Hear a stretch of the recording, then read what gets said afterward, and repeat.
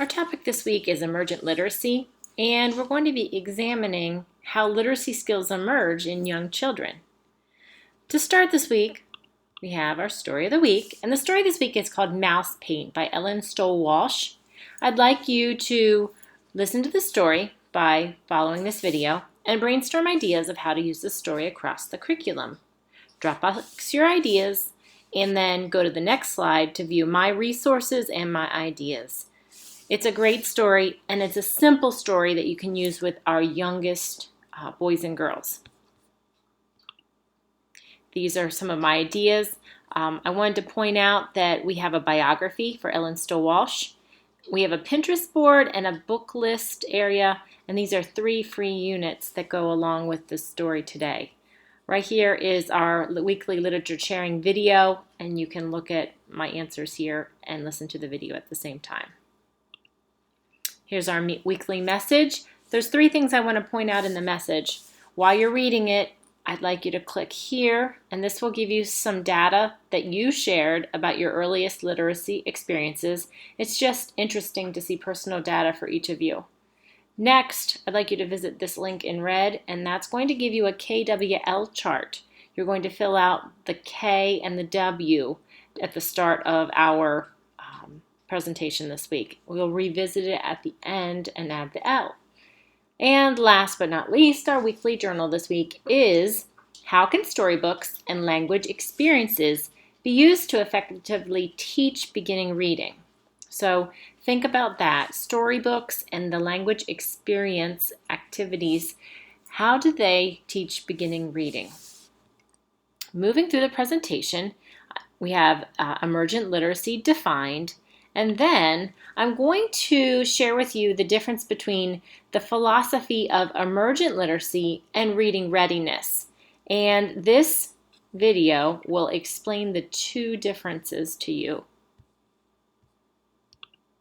We're going to talk about how boys and girls learn literacy skills just through listening to storybooks and through playing with storybooks.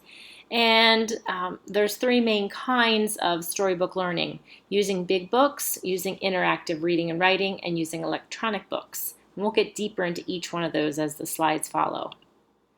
We have our goals of reading storybooks slide. And you can see there's a lot of goals when you read a storybook with a child. We have a podcast up here. You can click on the podcast and listen to the list. It also explains a lot of the ideas there. So I know you can read the list, but the podcast will extend what's on the list. The same is true on this slide. I'm going to share with you all about big books. And you can read in the box right here what they are, but this podcast will take it in a greater depth for you. I also want to emphasize that teachers can use big books, but also the students can use them independently. If you're interested, there's an article right here. If you click, and it's a great resource on how to integrate big books into your classroom. So if you're having trouble envisioning it, or if you want to use big books for your lesson plan later on down the road, we're going to be having a lesson plan we write that's for early or emergent literacy. This is a topic you might want more information on. On the next slide, we're going to look at the benefits of using big books over regular storybooks. And to do that, I want you to click on this link, and that will take you into EduCanon. And that's what we used last week for our presentation. You are going to listen to a big book story of Chicka Chicka Boom Boom in a kindergarten classroom. As the video pauses, again, I will be asking you questions through the video. Just write your answers down on a piece of scrap paper, and then at the end of the experience, you're going to Dropbox this into the participation point area of your weekly Dropbox. The next subject area when using literacy activities with students as they emerge as readers is the interactive reading and writing activity. On the left, we have what is interactive writing, and on the right, we have what is interactive reading. Click on the podcast and I'll explain them to you because they're easily confused with shared reading and shared writing, and they're very different. So listen very carefully for your explanation. Here's a chance to see interactive reading and writing in action. This is again a kindergarten classroom, and they're connecting writing to a story that they heard earlier in the day. As you listen to the video right here, You click on the video. There's 3 questions to think about. Number 1, how is this writing interactive? Number 2, what is the benefit? And number 3, what questions do you have? And if you do have questions, please mark them because I will answer them in the weekly recap. When you have answers to these 3 questions, I'd like you to click here, and this is a Padlet board where you're going to share your answers. On the next page, we're going to learn the difference or the relationship that we have between speech and print. And I'd like you to read this slide, and then we're going to be brainstorming how you can connect reading and writing with young children. So not school age, not first grade, second graders that are already writing, but for our youngest pre-K and our kindergartners, how do we give them meaningful activities to integrate reading and writing together? I'd like you to think of some and then click here and add those to our sharing board. I wanted to share with you then some of my favorite authentic reasons for reading and writing. You can read them. I have a quick podcast up here that explains them. And this is a video of my daily blog that I used in first grade. I also had a blog when I was in kindergarten, when I was in pre-K. And here's just a picture that goes along with the blog. Those are my learners. And I explain all of that in the podcast. The next slide talks about the features of written language because our emergent readers are transitioning from being just listeners to really seeing written language in front of them. And this is called linguistic awareness. So we're going to talk about that. There's a great video where you can see this going on in the classroom.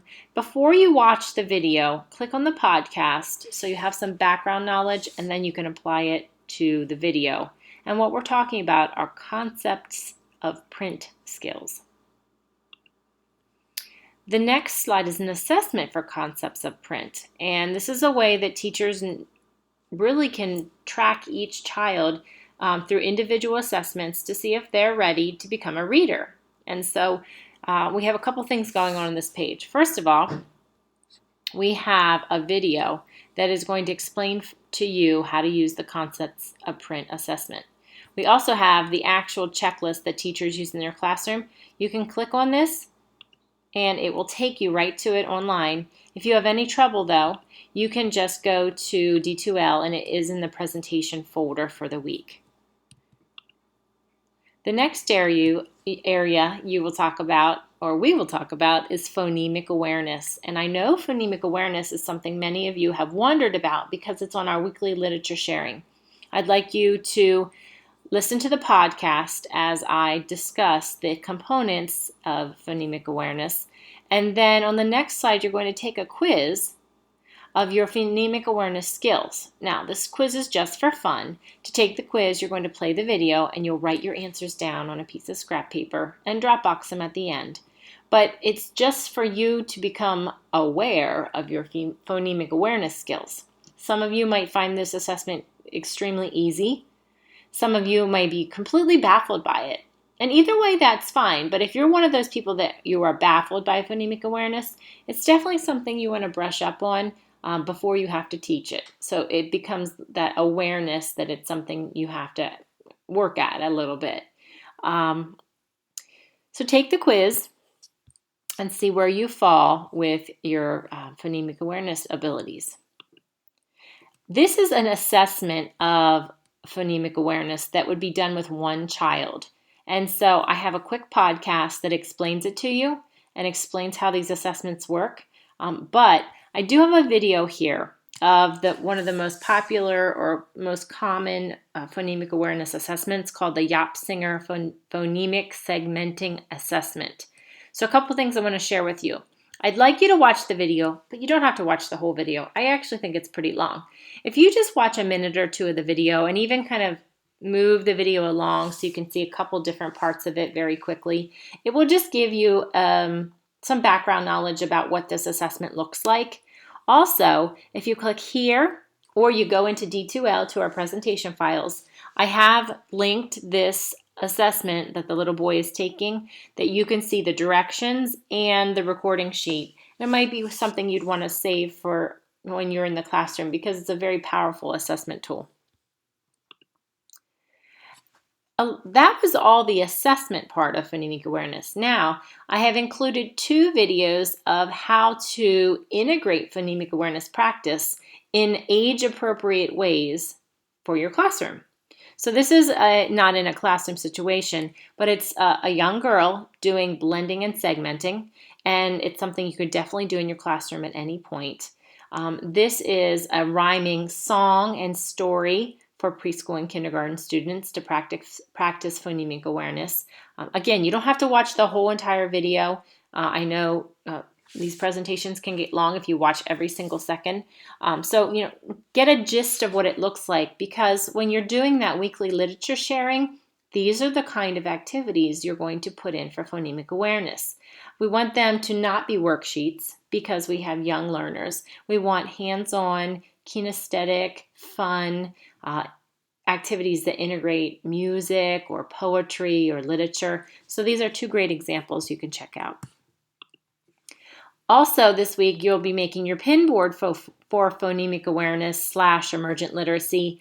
And just to get you started, I have 4 different websites that are fantastic for phonemic awareness. You could pin specific activities or just pin these links. This will take you into Pinterest, unless it will take you to just a general Pinterest account, and then you can log in. But this is a great way for you to start that pin board. You need 10 pins for this week. And to wrap up our learning this week, in the beginning, we brainstormed what you thought you knew and what you wanted to learn about emergent literacy. So now I want you to go back, and if you click right here, that will take you back to that same Padlet board, and the 3rd column is what you learned. Now you have 2 options here. You can go back to your specific question for that, what I want to know, and you can add what you learned, see if you answered your own question. If you didn't answer your question, I will try to answer it for you. And if you didn't answer your question but you learned something different, you can also put that on the learned board. Here are our weekly assignments. First of all, you're going to go back to that weekly journal entry and Dropbox it. Remember, it's how can storybooks and language experiences be used to effectively teach beginning reading. The second thing you'll need to do is complete the online participation that I talked about in this video. There are 3 visits to Padlet. There's the slide 4 and slide 22, which are both the KWL chart. It's the same board, but you need to interact on it twice. Slide 11 and also slide 13 have boards. Also this week, you'll Dropbox your weekly literature sharing ideas for Mouse Paint. Remember, do your best. I know up until this point, we had a lot of people who were confused about phonemic awareness. You should be feeling a little better about that now.